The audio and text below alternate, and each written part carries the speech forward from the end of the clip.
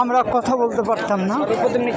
এই digital act, cyber security act, কত ধরনের যে আইন করেছে, মানুষ এই ছেলেরা কথা বলতে পারতো না। এদের বুকের ভিতরে যে কথার ওই যে পার্মানেন্ট মেডিকেল সেন্টারের অবস্থা বুঝে দেখেন কী অবস্থা করছে। এই যে কথা চেপে থাকতে থাকতে তাদের ভিতরে যে একটা অগ্নিপথ হয়েছে, সেইটার বিস্ফোরণ আজকে ঘটছে। সুতরাং দেশে যে আসবেন তারা যেন সাবধান থাকে।